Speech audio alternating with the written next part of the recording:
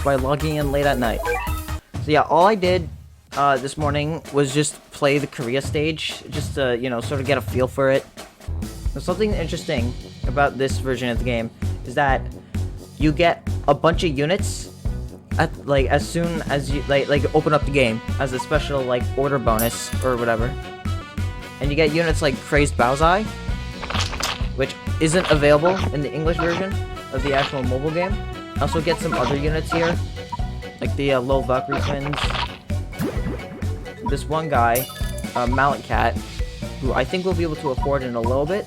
How did I obtain this game? I ordered it online. I ordered it from Walmart, and I got the game a couple of days later. Now, I'm gonna be honest, I would have streamed this game a whole lot earlier if it was on, like, the digital eShop, but for some reason you can only get physical copies of this game, so... And with that, Mongolia is done. How long is this game? I've heard this game, like, this game goes up to the Stories of Legend chapter with Lil Neandum, but it does have, like, Cats of the Cosmos and all that, which is... Cats of the Cosmos was introduced way after Lil Neandum, which I think is interesting. Also, another interesting thing is that zombie enemies just don't exist in this game. So units like Pile Driver, they had their ability change from being able to knock back zombies and be tough against them, to being tough and knock back against every single traded enemy. How did I get so much cat food? The game just gives you 10,000 cat food. 100 cat food for beating Thailand. You won't see that in the mobile version. That would be a pretty fun idea if, like, we just got a bunch of Battle Cats YouTubers, and we had this one big, like, collab or whatever, where we all did this, the PvP sort of tournament.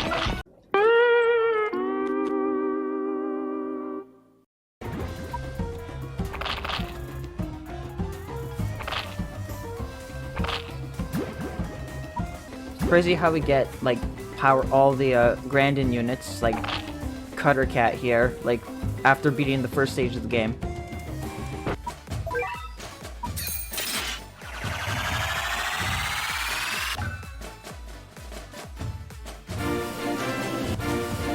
And Bishop Cat.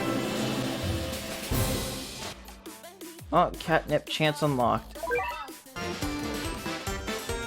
Right.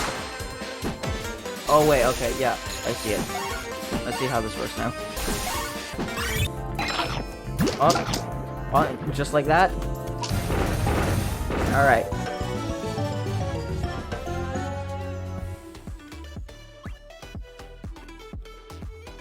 Really? 3 cat food. I would do it, but, like, I want to try doing this without, like, I want to try doing this without using any continues. Chick-fil-A, that's a place I haven't been to, but that's just because they don't really have them up here in Canada, and I think they did try opening one in Toronto, although I don't think that venture went very well.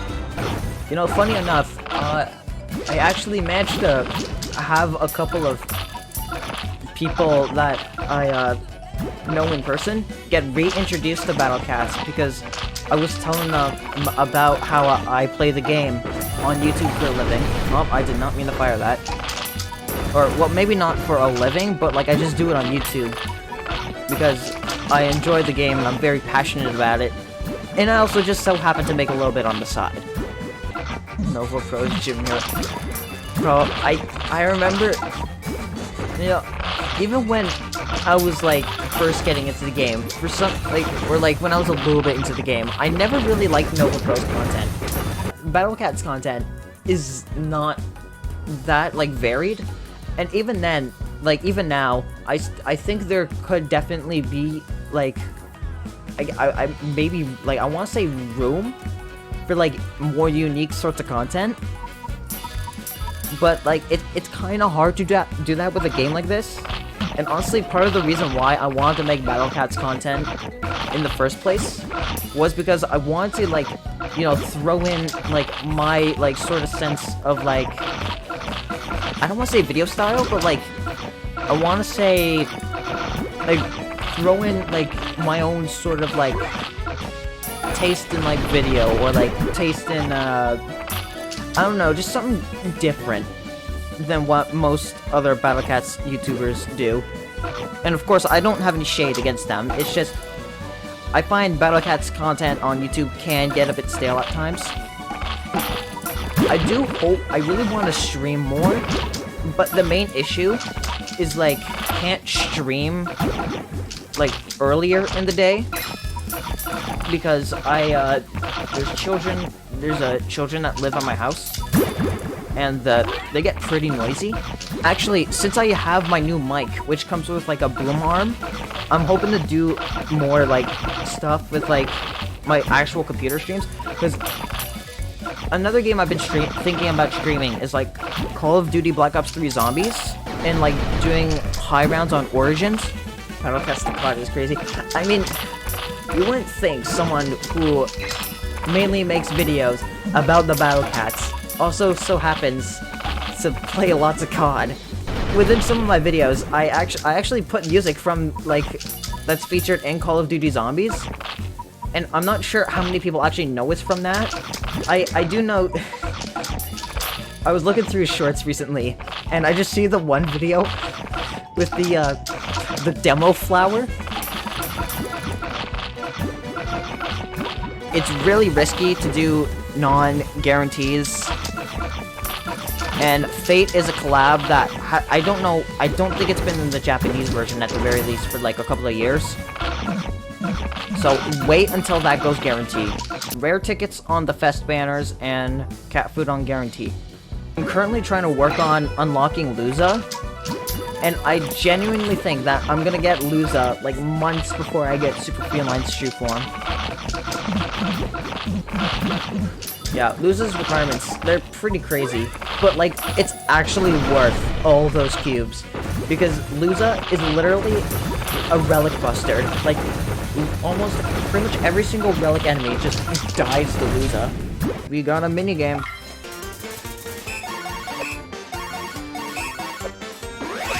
For Volcano, I mean, I have loadouts that can consistently beat those stages. It's just really annoying, mainly because you can only do the stages once a day. Like, I'd be willing to play the stages multiple times a day, like the cube stages, if they were available for multiple times a day. But the fact that they're only once a day, it's mainly just about how it's gonna take forever to get all the stones you need. Catnip chance.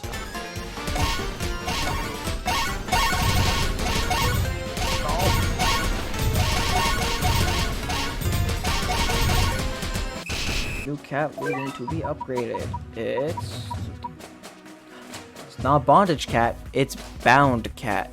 I mean, like, the English version of the game is really only available in like Southeast, like Eastern Asia, like some Southeast Asian countries or whatever. Yeah, Unity is always a banger.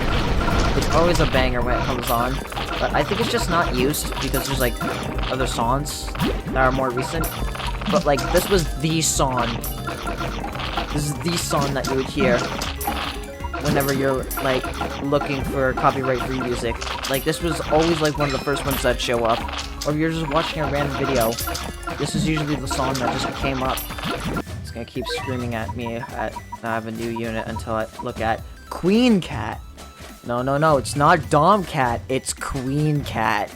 Alright, let's get these little cats. They're slippy. Oh. We lost the gold. While I have music on my mind, what's a song that you find yourself listening a lot to recently? Deltarune remixes? Deltarune has some pretty good music in it. Flow. Now, I don't think that's an artist I've heard of. A song I've been listening to a lot recently is One Thing at a Time by Morgan Wallen. Japanese rock. Yeah, it's probably why I haven't heard of it.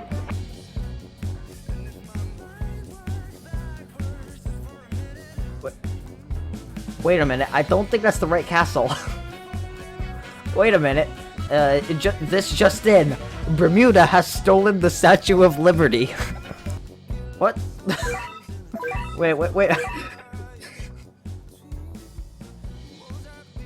Wow.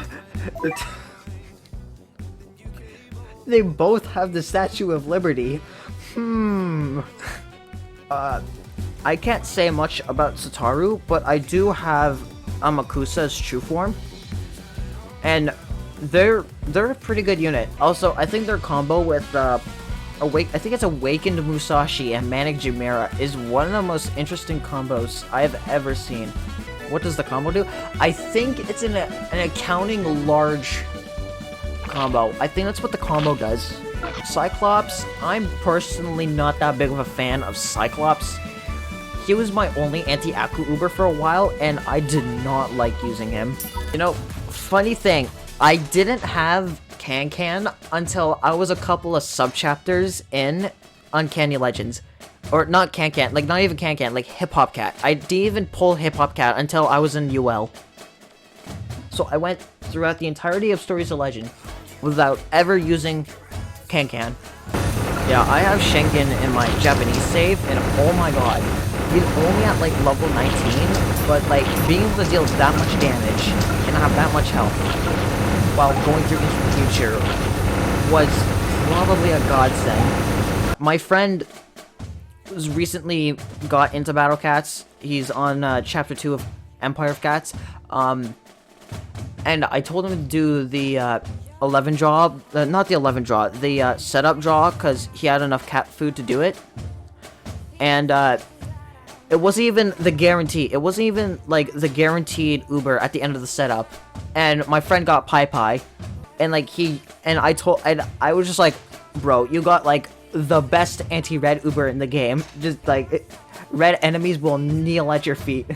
I don't have a legend rare. After all this time, I still don't have a singular legend rare. My nephew has Akuma. He got a legend rare before I did. I think my nephew is currently on Into the Future Chapter 3, and he got Akuma. Alright. Everyone's saying dynamites. Also, there is no Lasvos in this version. Anyways, let's see what we get. Ramen Cat.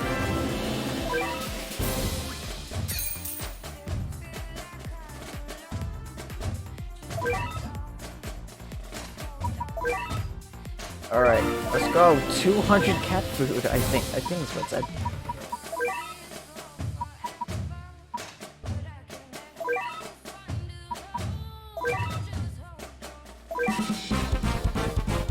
Alright. Argentina. Where's Lasvos? Didn't make it. Lasvos didn't make the cut. Actually, I'm pretty sure this game came out, like, shortly before Lasvos came out, I want to say. Already pulled Aphrodite and Gothic Mitama in my no gacha save.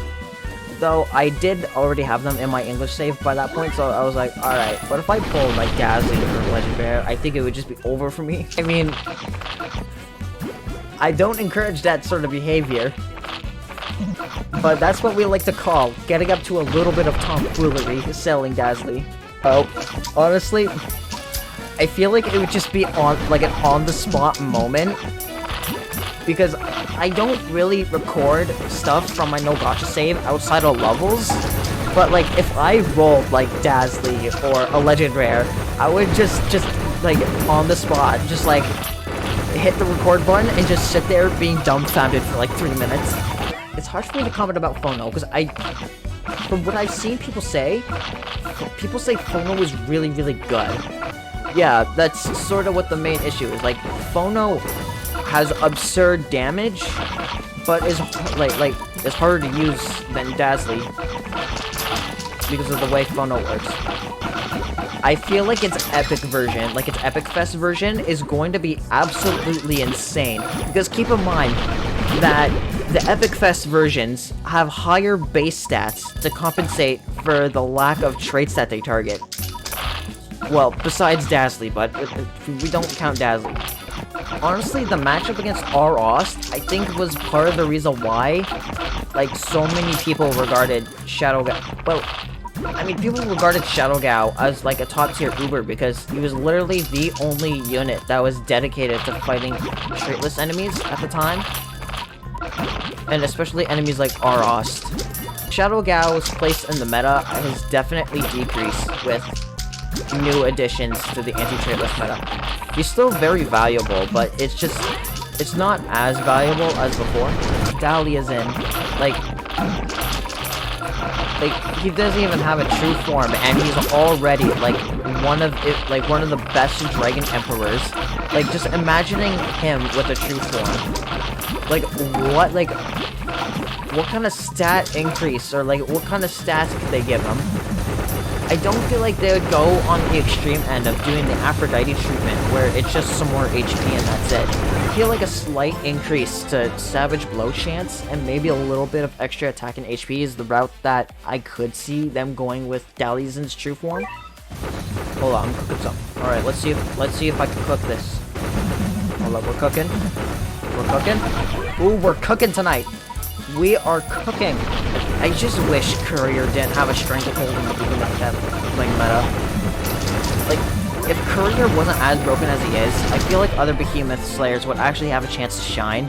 But because of Courier's absurd strength, they kind of have to force the meta to cater to Courier compared to every other Behemoth Slayer. Yes, I do love going to Bermuda to see the famous Statue of Liberty.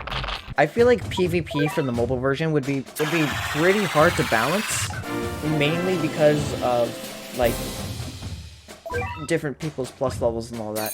Actually, honestly, I feel like the game could take like a Pokemon route where they limit the level, where they like if your units are above a certain level, they drag them down to that level. Say like standard play, I don't know, say the max level is 30. Like you can only have up to level 30 units, and any units that are above level 30 get dragged down to level 30. And like maybe you could have like different tiers, or like you have like a level 30 rule set, a level 40 max rule set, and then a level 50 max rule set.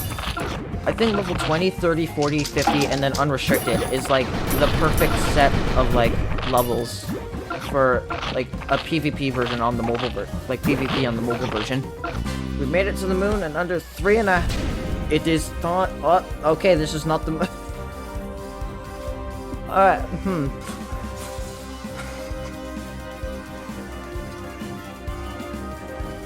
Okay, I don't remember the moon having an orange sky. Or Pile Driver could actually take a hit. Oh, Pile Driver can survive a hit. Oh, there he is. But here's the runner. Oh, we did it. We beat the face. Anyways, what was I saying? What's the difference between mobile and console? There's actually quite a few differences. Probably the biggest one is that there's no zombie enemies. There is no zombie enemies in this game.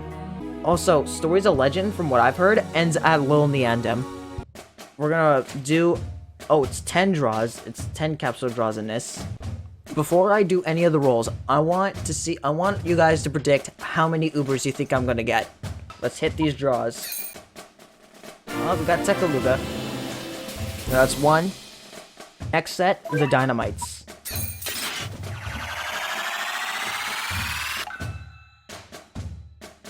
Oh, and that's two. Are you... Alright, 2 cat machines. Baby! Alright, that's 3 unique Ubers. we got the dupe and baby cat. Oh, look at that. Lesser Demon. You know, plus levels in this game for like Ubers in general in this game, or maybe not Ubers in general, but like units like, or things like cat food, like honestly, it doesn't really make a difference if you get plus levels or not, because it doesn't really matter if you get the 1 million XP or just get the extra plus level. In the long run, it doesn't really matter in this version of the game. Henshin. Alright. That's 4 unique Ubers, I think. Oh wait, no, that's 5. That's 5 That's 6. That's 6 unique Ubers.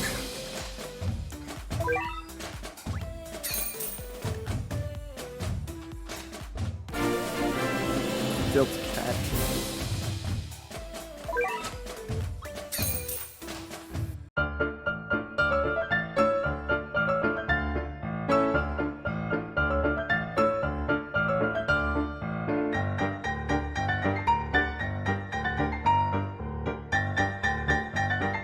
They brought me alive, but got no outlet.